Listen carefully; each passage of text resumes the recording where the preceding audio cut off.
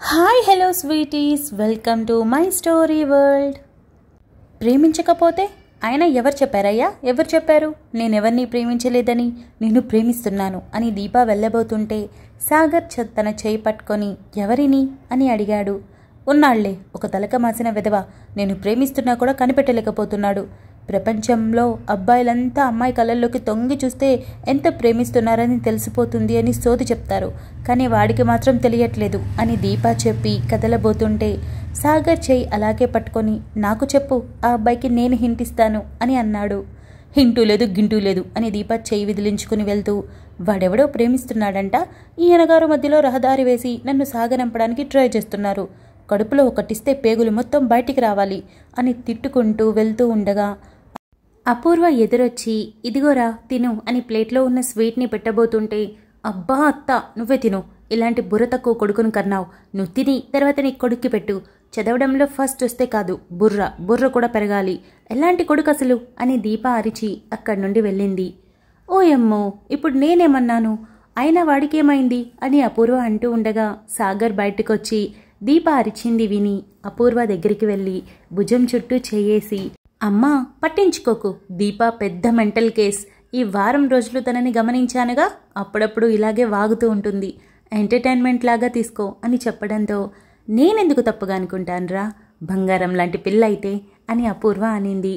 బంగారమే అని సాగర్ కూడా నవ్వుతూ అక్కడి నుండి వెళ్ళాడు. హలో చెప్పు, ఫోన్ చేయొద్దని చెప్పాను కదా అని రంజిత్ సీరియస్గా అన్నాడు.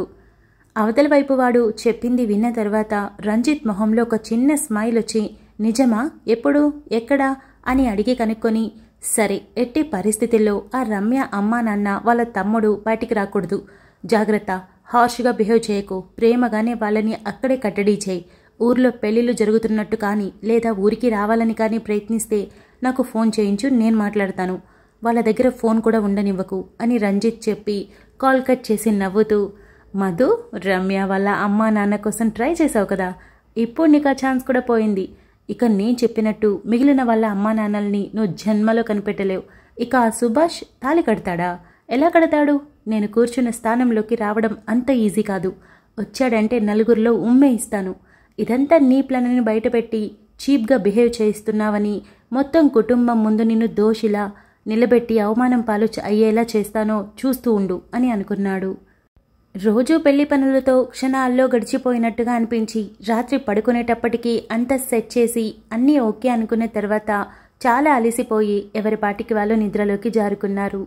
తెల్లారి 4 గంటలకే లేచి తిరిగి మళ్లీ పనులు మొదలుపెట్టడంతో ఒక్కొక్కరు లేస్తూ రెడీ అవుతూ ఉండగా మధు లేచి తల భారంగా అనిపించటంతో దేవ్ అని అరిచి లెగ్గు, మళ్ళీ నలుగు టైం అవుతుంది అని చెప్పింది.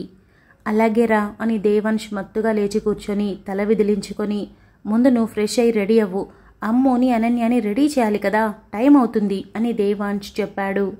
బ్యూటీషియన్స్ ఎప్పుడొస్తారు అని మధు అడిగింది. వాళ్ళు 7 గంటలకు వస్తారు, ఈలోపు అన్నీ సిద్ధం చేసుకోవాలి కదా అని దేవాంశ్ చెప్పడంతో మధు తల ఊపి లేచి మత్తుగానే ఫ్రెష్ అవ్వడానికి వెళ్ళింది. మధు ఫ్రెష్ అయ్యి బయటకొచ్చేసరికి అందరూ పనులు చేసుకుంటూ ఉండటంతో అమ్మో అనన్య నిద్రలేవలేదా అని మధు అడిగింది. లేదే, రాత్రంతా మేలుకొని ముచ్చట్లు చెప్పుకొని ఎప్పటికో పడుకున్నారు, ఇప్పుడెలా లేస్తారు, వెళ్ళి నువ్వే నిద్రలేపు, టైం కావస్తుంది, ఇప్పుడు మొదలు పెడితే కానీ అప్పటికి రెడీ అవ్వరు అని తులసి చెప్పింది. సరే అని మధు ముందు అమ్ము రూంలోకి వెళ్ళి మంచి నిద్రలో ఉన్న అమ్ముని చూసి అమ్ము అని నిద్రలేపడంతో అమ్ము మత్తుగా లేచి ఏంటి వదినా అని అనింది. ఏమ్మా, నేను మీ అన్నయ్య మళ్ళీ పెళ్లి చేసుకోవట్లేదు, ఈరోజు నలుగు నీకే, నాకు కాదు, కొంచెం లేచి రెడీ అవ్వాలిగా, ముందు లేచి ఫ్రెష్ అవ్ అని మధు చెప్పడంతో అమ్ము నవ్వుతూ లేచి కూర్చొని కళ్ళు తెరిచి వదినా, మీ ఇద్దరూ మళ్ళీ పెళ్లి చేసుకోమన్నా చేసుకుంటారు కదా అని అడిగింది. మధు నవ్వుతూ ఎన్నిసార్లైనా అని చెప్పి ముందు వెళ్ళి ఫ్రెష్ అవ్ అని చెప్పి అనన్య రూంలోకి వెళ్ళింది. అనన్య ముసిగేసుకొని పడుకొని ఉండటంతో మధు బెడ్ ఎక్కి మెల్లగా ముసుగు తీసి బోంటం, లేచి రెడీ అవ్వవే అని అనింది. అనన్య పక్కకు తిరిగి దుప్పటిని మధు మీద వేసి చుట్టూ చేవేసుకొని చక్కగా పడుకోవడంతో అబ్బా, అక్కడ దేవ్ని వదిలించుకొని వస్తే ఇక్కడ ఇది తగులుకుంది అని మనసులో అనుకొని లెగవే, నలుగు నీకు నాకు కాదు, కాస్త లేట్ అయింది అనుకో, ఇద్దరికీ కలిపి నూనె నలుగు పక్కన పెట్టి అట్ల కడతో నలుగు పెడుతుంది అమ్మ, అని మధు చెప్పింది. అక్క మంచి నిద్రలో ఉంటే ఏంటక్క అని అనన్య మత్తుగా అడిగింది. అబ్బా ఇది బర్త్డే ఫంక్షన్ కాదే, లేచి రెడీ అవ్వు అని మధు అని అనన్యాని పట్టుకొని ఊపడంతో అనన్య అటు ఇటు దొర్లి మత్తుగా లేచి కూర్చొని, ఏంటో పెళ్ళి మాకైనప్పుడు మాకు కదా ప్రిఫరెన్స్ ఇవ్వాలి, మాకు నచ్చినప్పుడు కదా రెడీ అవ్వాలి, ఈ బలవంతం చేయడం ఏంటక్కా అని అడిగింది. బాగుందమ్మా, బాగుంది.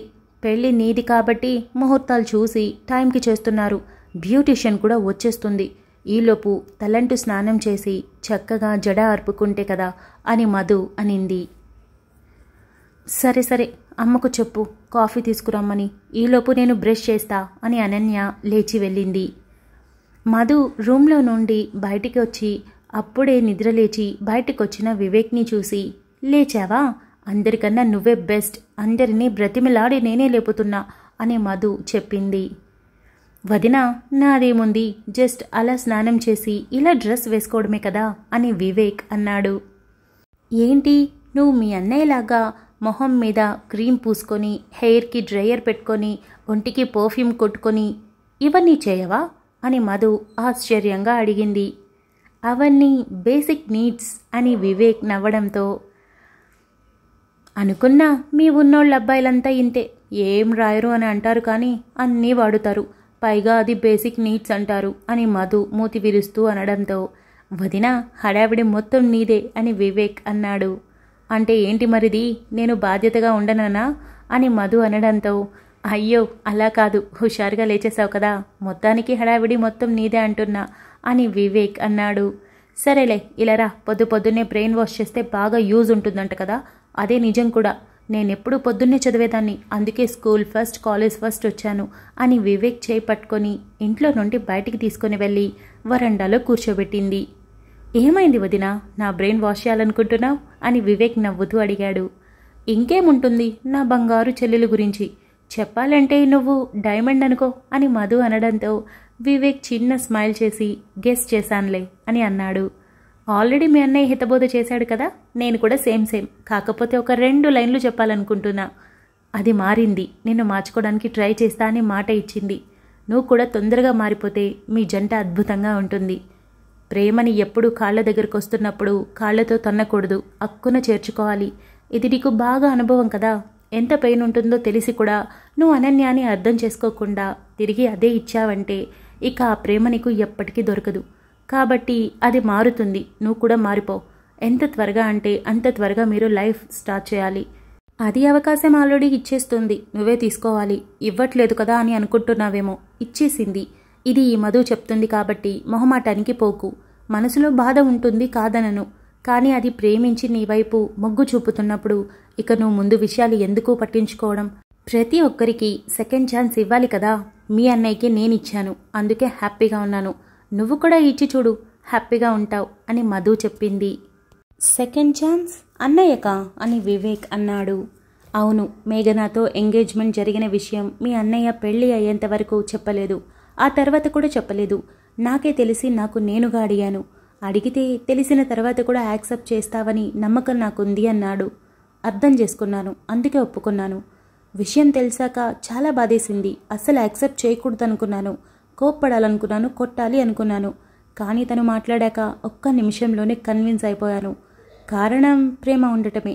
అందుకే నీకు చెప్తుంది కూడా, మనం ప్రేమించే వాళ్ళు మిస్టేక్స్ చేస్తారు వివేక్. లైఫ్ లాంగ్ పర్ఫెక్ట్గా ఉండాలంటే ఉండలేరు. అసలు ఏ జంటలో ఎవ్వరు కూడా పర్ఫెక్ట్ కాదు. కానీ ఉన్న దాంట్లో మనకు మనమే పర్ఫెక్ట్గా మారాలి. ఇప్పుడు అనన్య మారుతున్నా అని నాకు మాటిచ్చింది, ట్రై చేస్తానని కూడా చెప్పింది. సో నువ్వు కాస్త సహకారం అందిస్తే తను ఖచ్చితంగా నీ ప్రేమని అందుకోవడమే కాకుండా అంతకంటే ప్రేమ నీకు అందిస్తుంది. జస్ట్ ట్రై చేయి, తప్పేముంది? అమ్మ మీద కోపం వస్తే నువ్వు వదిలి వెళ్ళిపోతున్నావా? నాన్న మీద కోపం వస్తే పారిపోతున్నావా? లేదుగా. మరి భార్య మీద కోపం వస్తే మాత్రం ఎందుకు అంత కోపం? మార్చుకోవడానికి ట్రై చేయొచ్చు కదా. అన్నింటికీ మించి అది మారింది, దాన్ని యాక్సెప్ట్ చేయి చాలు అని మధు చెప్పింది. వివేక్ సైలెంట్గా ఉండటంతో, ఓ కంపెనీని నడిపిస్తున్నావు, నీకు నేను అన్నీ నేర్పించాలా ఏంటి? జస్ట్ నీకు గుర్తు చేస్తున్నా. సో నువ్వే డిసైడ్ చేసుకో. యాక్షన్కి రియాక్షన్ ఇవ్వు, సరిపోతుంది. నువ్వు పని కట్టుకొని ప్రేమ చూపించాల్సిన పని లేదు అని మధు చిన్న నవ్వుతో చెప్పి ఒక షర్టు ప్యాంట్ అయినా రెడీ అవ్వడానికి లేట్ అవుతుంది, వెళ్ళు వెళ్ళు త్వరగా అని మధు నవ్వుతూ ఇంట్లోకి వెళ్ళింది. వివేక్ ఆలోచిస్తూ అనన్య ఏమీ జరగనట్టు మామూలుగా ఉండగలదా? అంత ఈజీగా మారిపోయిందా? ముఖ్యంగా నన్ను వెంటనే యాక్సెప్ట్ చేయగలుగుతుందా అని ఆలోచించడం మొదలుపెట్టాడు. 7 గంటలకంతా ఊర్లో వాళ్ళే కాకుండా చుట్టుపక్కల ఊర్లలో ఉన్న దగ్గర బంధువులు కూడా ఒక్కొక్కరు రావడం మొదలయ్యారు. బ్యూటీషియన్ రావడంతో అప్పటికే స్నానాలు చేసి ఎదురు చూస్తున్న అమ్మోని అనన్యాని రెడీ చేయడం మొదలుపెట్టారు. ఇద్దరికీ సపరేట్గా ఒక రూమ్తో పాటు బ్యూటీషియన్స్కి అవసరమైన ఏర్పాట్లు అన్నీ చేయడంతో ఆ రూమ్లోకి మరెవరూ వెళ్లకుండా దీప చూసుకోవడం మొదలుపెట్టింది. ఇద్దరూ ఎదురెదురుగా ఉండటంతో అమ్మో నవ్వుతూ, అనన్య అద్దిరిపోయావు తెలుసా అని అనడంతో, హలో నువ్వు కూడా అని అనన్య చెప్పింది. మరోపక్క వివేక్ కూడా రెడీ అయిపోయి రూమ్లో నుండి బయటకొచ్చేటప్పటికే దేవాంశ్ వివేక్ని చూసి చిన్న నవ్వుతో దగ్గరికి వెళ్ళి తన కాలర్ సరిచేస్తూ చాలా హ్యాండ్సమ్గా ఉన్నావు అని చెప్పాడు. థ్యాంక్స్ అన్నయ్య అని వివేక్ చెప్పడంతో, ఏమీ ఆలోచించకుండా ఈ పెళ్ళిని హార్ట్ఫుల్గా ఎంజాయ్ చేయి, ఎందుకంటే అలా ఎంజాయ్ చేసే సిచ్యువేషన్ నీకొచ్చేసింది అని దేవాంశ్ చెప్పాడు. వివేక్ చిన్న స్మైల్ చేయడంతో దేవాంశ్ పద అని భుజం చుట్టూ చేయి వేసి తీసుకొని వెళ్ళాడు. అప్పటికే హాల్లో హడావిడిగా అటూ ఇటూ తిరుగుతూ ఉన్న దుర్గా రాధిక వివేక్ని చూసి మురిసిపోయారు.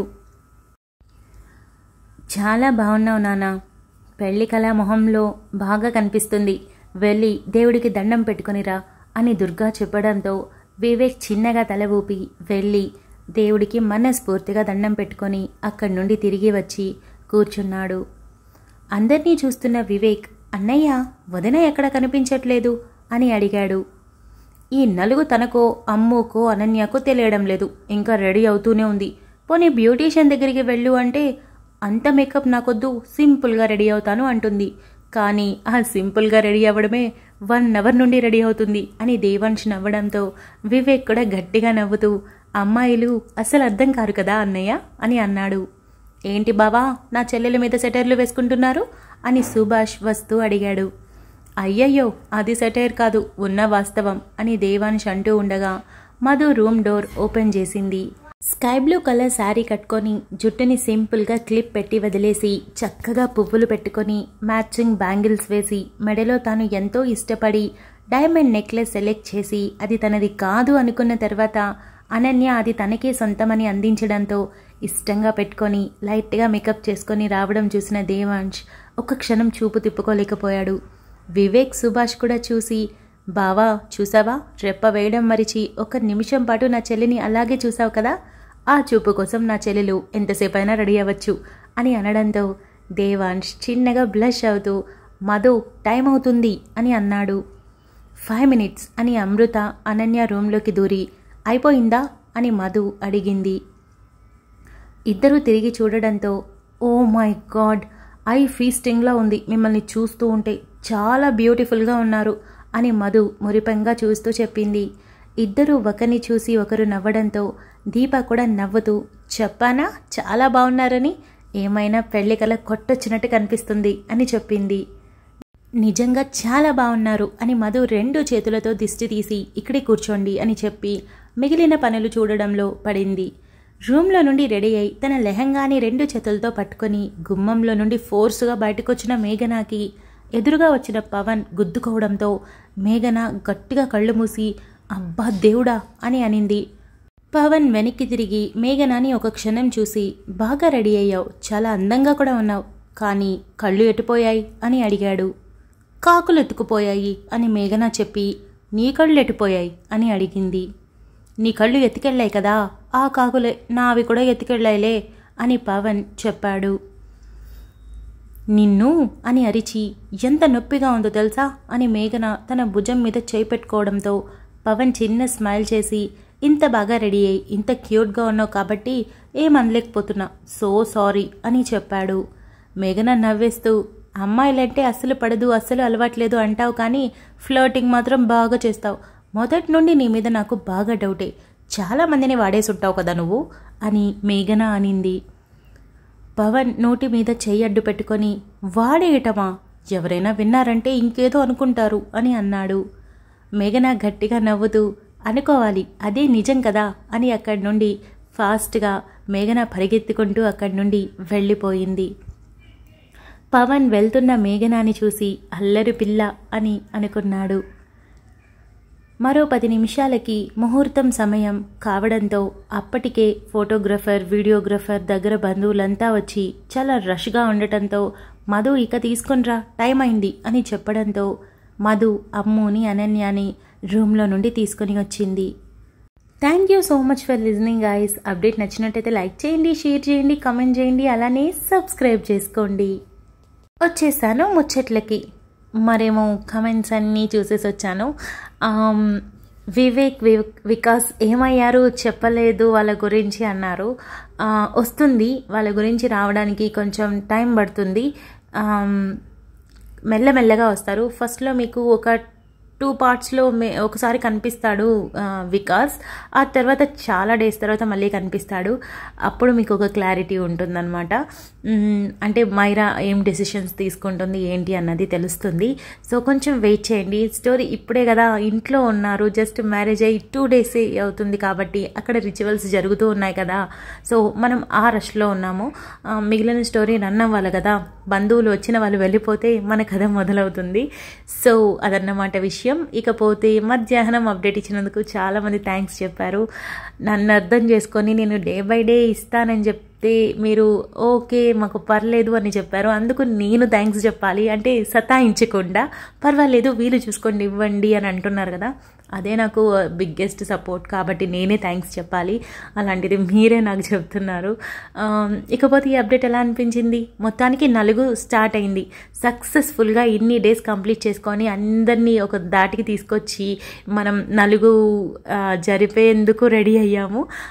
ఇకపోతే నెక్స్ట్ డే పెళ్ళి 4 అయిపోయాక ఆ పెళ్ళిలో మనకి ఏం జరుగుతుంది ఏంటి అన్నది కొంచెం మంచిగా రాయాలి కదా. నేను కూడా కొంచెం ప్రెషర్ తీసుకుంటున్నా, ఎందుకంటే నేను ఏ స్టోరీ అయినా 2 daysకి ఒకసారి అప్డేట్ ఇచ్చేదాన్ని. ఈ స్టోరీని మాత్రం డైలీ రాస్తున్నా కేవలం మీకోసం, ఎందుకంటే అక్కడ అప్డేట్ ఇస్తేనే నేను ఇక్కడ మీకు వీడియో ఇవ్వగలను కాబట్టి. సో బాగా థింక్ చేసి రాయాలి, కొంచెం ఇదిగానే ఉంది. చూద్దాం ఎలా రాయగలుగుతాను. అంటే మంచిగా అందరి ఎమోషన్స్ని కూడా పోర్ట్రే చేయాలి. ముఖ్యంగా అమ్ము ఆడపిల్ల కదా, తను లవ్ చేసిన అబ్బాయి కదా, సో అది చూసుకోవాలి. దేవాంష్కి ఎలా తెలుస్తుందో, మధు ఏం చేస్తుంది, అసలు రంజిత్ ఏం చేస్తాడు, సుబ్బు తాళి కడతాడా లేదా, ఇవన్నీ ఎమోషన్స్ ఒకేసారి చూపించాలి కదా. సో మీకు ఎల్లుండి వస్తుంది అనుకుంటా పెళ్లి పార్ట్. రేపటితో 4 పూర్తవుతుంది. సో జస్ట్ ఎంజాయ్ చేసుకుంటూ వెళ్ళండి. ఎక్కువగా క్వశ్చన్స్ ఏమొద్దు. అంటే నాకు కూడా కొంచెం కన్ఫ్యూజన్గా ఉంది, ఎందుకంటే నేను అనుకున్న ప్లాట్ కొంచెం దారి తప్పి ఇట్లా వచ్చానమాట. సో అందువల్ల నేను అనుకున్నది కాదు ఈ పార్ట్. సో కొంచెం ఇదిగానే ఉంది. చూద్దాం ఎట్ లాస్ట్కి మనం మంచిగా పోర్ట్రే చేద్దాం. ఇక అంతే ముచ్చట్లు, మనం నెక్స్ట్ అప్డేట్లో కలుద్దాం. అంతవరకు keep smiling, stay healthy, bye guys.